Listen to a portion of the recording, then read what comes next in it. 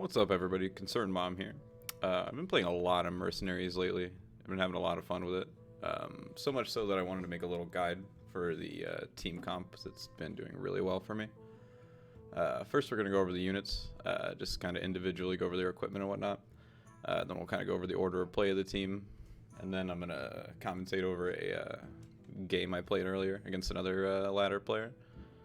And yeah, kind of give people an idea of how the team works. Like I said, it's been doing really well, so hopefully other people can replicate it. I think it could carry people up to like decent LOs very easily. But first, Tavish is on the team. Tavish is really strong, mainly because of the number 4 or the task 7 equipment. Sorry, rigged wiring. When you have it at 4, it gives plus 10 health, so Tavish starts immediately with 88 health. Then it also makes all of your traps last until they're triggered, which means you can stack explosive traps and bear traps, which means they have to deal with Tavish very quickly, or, you know, the traps are just going to obliterate the whole team. It's a very lose-lose situation for them when they have to deal with Tavish. A lot of people play him on the backline. This team actually plays him up front, just because you can initially get off a decent amount of damage and then start setting up traps immediately, kind of forcing opponents to make a decision. The important things to have for like budget players, the important things to have maxed out are explosive trap and aim shot. Bear trap is, you know, you definitely use it from time to time, but it's not as necessary as explosive trap and aim shot being maxed out. And then task 7 equipment is 100% mandatory, maxed out preferably, but the real effect that you need is the second half of it that doesn't scale. And then we've got Dawn Grasp, obviously, on almost every team. Mainly just to spam flurry. Every once in a while you get a good cold snap off. That can actually be an important part of the team in close matches, is just denying your opponent of actions with the freeze from the death blow. A lot of people run Chilling Amulet on Varden. For this team in particular, I think Potion of Ice is better, because maxed out it adds 4 more damage to Flurry, which means you're getting an extra 12 every time you use Flurry, which is usually every turn that Varden's alive for the most part. Flurry and Cold Snap are pretty important to have maxed out. Ice Lance actually doesn't really do anything more, especially on this team, because you generally aren't having things frozen and then being able to use Ice Lance. It's more of an interaction with other Frost characters. So you do use the ability from time to time, but it doesn't scale beyond the extra damage that isn't really impactful. But yeah, Varden's just very good speed control. That's all what this team is about, speed control and just spamming AoE damage. And then Lich King. Lich King's on the opener, mainly because Frostbite is such a strong ability. You can immediately cripple a lot of teams. I think Frostbite is one of the bigger reasons that Samurai Aurelia isn't super useful at higher MMRs, just because it kind of just gets shut down by like a Frostbite or other speed control effects. Death Coil is also very good in conjunction with Vol'jin on this team. Like a common line is, say, one of your mercs dies on the opener, but not Lich King. You bring in Vol'jin, and then you have Vol'jin AoE on 1 and Death Coil at 2 speed, which is very strong. Frost Shield is an ability that sees a lot of use, but it is very good against the odd Samuro also. Overall, Lich King's just a very strong character. You want the task 7 equipment, Frostmourne, just for the extra Frostbite, because and on Lich King opener, you're always attacking the first or the middle unit no matter what, just to get the Frostmourne effect on every single unit on their board. It can be absolutely brutal. I think task 7 equipment's pretty important. Helm of Domination can actually be used in conjunction with like Frost teams, because from what I'm told it scales off Frost damage, but for this you're definitely going to want Frostmourne. And then we got Cairn on almost every single team out there. It's probably one of the best 2 units in the game. Best 3 maybe. Probably best 2 for sure. Just so powerful. Mainly the 2 abilities you're going to be using a lot are Endurance Aura and Earth Stomp. Earth Stomp is just a very strong AoE that slows. Kind of like just a better Flurry, but on cooldown of 1, so you can't spam it like with Dawn Grasp. Endurance Aura is the main reason Cairn is so like overplayed. Basically, if your Endurance Aura goes off first, you will be acting before almost every character. There are exceptions. There are some fast characters in the meta, like Vol'jins especially, will outspeed Endurance Auras, etc. But for the most part, a lot of games come down to like who can use Endurance R and Earth Stomp better against their opponent with like Karen Diablo mirrors late game.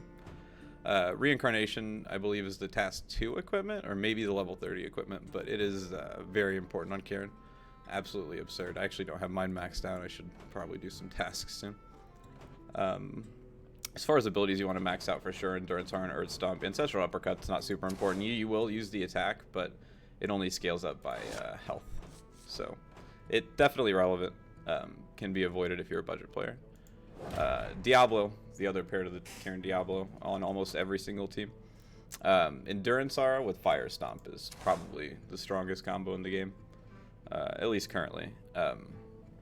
Basically, you're dealing 6 to everything 4 times usually if your Endurance R into Fire Stomp goes off before your opponent acts. Can be more if your opponent has summons.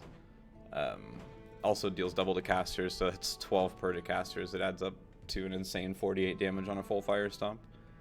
Apocalypse also a very good ability. Lets you, when maxed out, it lets you deal just 24 straight up and make a unit weak to everything. The being weak to everything doesn't matter in most situations, but it is relevant. But it does just straight up deal a lot of damage initially. You definitely want Fire Stomp and Apocalypse maxed out. Also, Black Soulstone, the Task 7 equipment for Diablo, is a very important item. Very strong. 10 health. Almost seems too much, like, per character dying. But some Diablos can get up to 100 health, like, easily in a good situation. Doom Charge can also be pretty important to max out, but it's not an ability you use near as often. You kind of just rotate between Fire Stomp and Apocalypse a lot. It increases scales up on speed though, as opposed to damage, because it's just an attack. And then the last thing on the team is Vol'jin. Basically, Vol'jin is in as a sort of revenge killer role, like a term from Pokemon. Basically, it wants to come in after something dies and then kill another mercenary of the opponents before they can act. Very good at it, because specifically because of the equipment. The Task 7 equipment for Vol'jin is Ring of Haste. It makes all of your shadow abilities 3 speed faster, which is absolutely absurd. He can act on 1 speed and do 14 to everything on the opponent's board, 28 to protectors. Then you also have a Shadow Surge ability, not as relevant on this team. You usually won't trigger the Shadow combo, but it is the other ability you usually use. He's kind of just a very fast AoE bot. Shadow Surge is on 2, always with Ring of Haste, and then Shadow Shock's on 3. Useful ability. It does get used very occasionally, but mostly you're just using him as a quick AoE spam until he dies, because he will go down pretty fast as a pretty small mercenary. But yeah, the team is all about speed control, all about just spamming AoE abilities and finishing with Karen Diablo. The opener is always Tavish, Dawn Grasp, Lich King. And you always want Lich King, or at least I prefer Lich King in the middle most of the time, because you're mainly positioning for other Lich Kings on turn 1, which means you want them to have to take the most damage possible, as opposed to them attacking Tavish or Dawn Grasp. So you're always opening on Tavish, Dawn Grasp, Lich King, and then usually Vol'jin comes in next to, like I said, revenge kill an opponent's mercenary. And then you have your Karen Diablo finish that most teams play that is just obscenely strong. But yeah, other than that, we're just going to go into right into the gameplay, and I'll explain more as it goes on.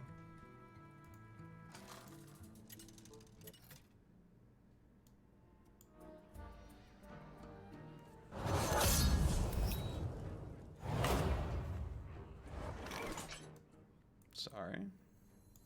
Poor quality. I'm not editing this. So yeah, we're going to start on Varden, Lich King, Tavish.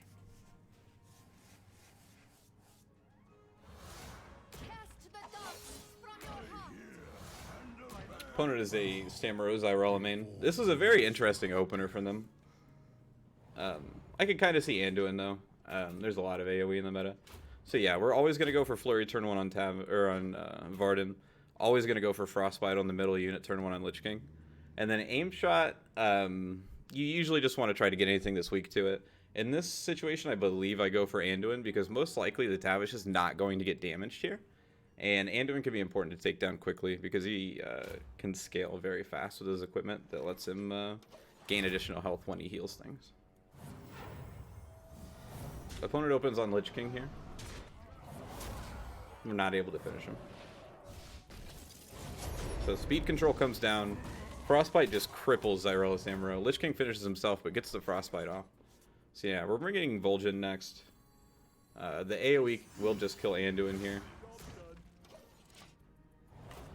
We assume, anyway.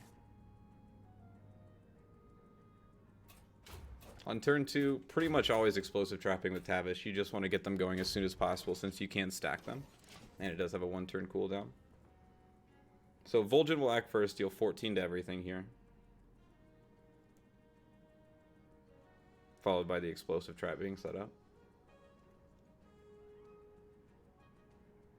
Using 1 or 2 speed abilities can usually be pretty safe on acting first. A lot of this team is knowing what your opponent can do, though, and how they could act faster than you and acting appropriately. Outside of that, it does play pretty linearly, though.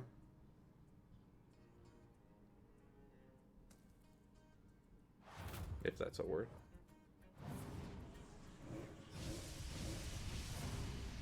Explosive trap goes up.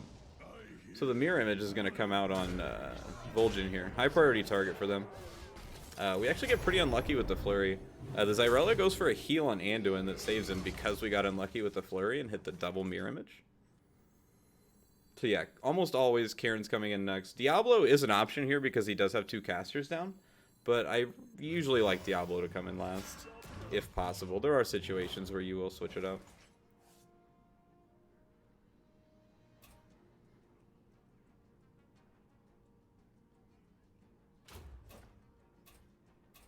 So we're going for a flurry here. I believe we go for Endurance Aura into Aim Shot on Anduin here to shut him down before he can heal himself and get a unit out of there. We're not that worried about Xyrelis Amuro after the Frostbite happened originally, and with Varden still down. From this spot, it's pretty safe to assume that he would go for Varden here.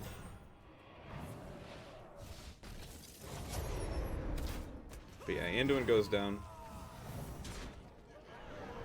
Double strike into Karen. He actually did go for the Karen with the Xyrella, so he expected the Endurance Aura. But we're in a pretty decent spot. Karen looks low, but you have to remember he has an extra 30 health on the back end, 40 if maxed. Opponent brings in a Karen here with a Protector and a Fighter left. We can almost always assume the Fighter's Diablo. We're going to set up another explosive trap here since my opponent's been very careless about Tavish. He stacks so fast, does brutal amounts of damage.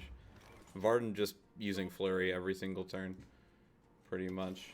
We go for the Earth Stomp here because not only is it 20 on Zamro, but we kind of want to try to win the Karen War here, and we're in a good spot to do so. Opponent also Earth Stomps, which triggers the Tavish, kind of just annihilating his board. Now their Karen is also very low, and they're bringing in the rest of their team. Happens to be a Thrall and a Diablo. So I believe I stop and think for a minute here about if we can set up a Cold Snap with the Endurance Aura. Because we do have their Karen Earth Stomped.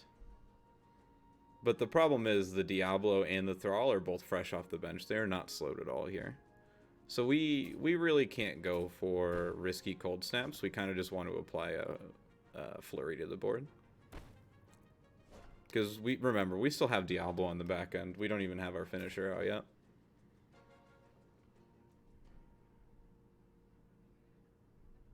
Usually you wouldn't want to go for a Bear Trap against the Diablo board, because it gives them an extra Fire Stomp if your summons up when they go off. But in this situation, since there's a Thrall on board as well, I decided to go for it.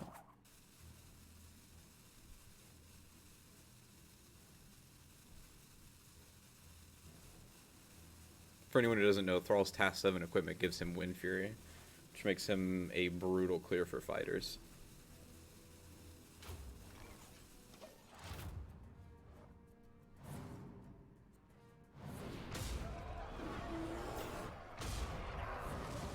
One thing I didn't know is that it still attacked the same target through the taunt that came up in the middle of it. I was kind of expecting the second hit to be soaked, but what can you do? Opponent has the same level reincarnation as me, so theirs wasn't maxed out. It might have made a difference here, because we do the math pretty close in this situation.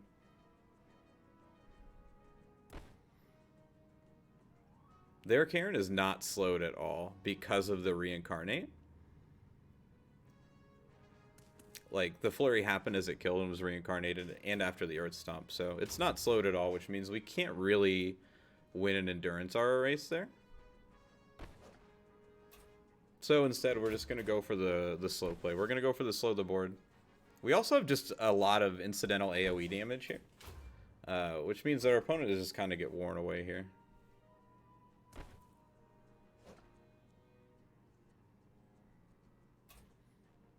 Apocalypse just deals a lot of damage with no commitment of taking any extra from an attack, so usually a safe play.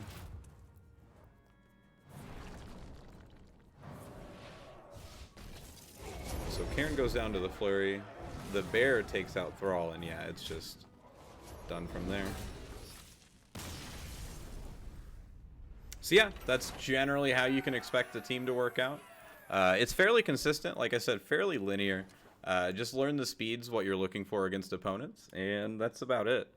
Like, just kind of out-tempo them, spam AoE damage. Very fun team to play, in my opinion. So, yeah, let me know if the team works out for you if you try it. Let me know in the comments if there's anything that's been, like, working out for you really well. I might do more Mercenaries videos soon in the future if I find some cool teams. I'm assuming I'm going to keep grinding. I love the mode, so, yeah, hopefully I'll see you in the future. Take it easy. Have a good one.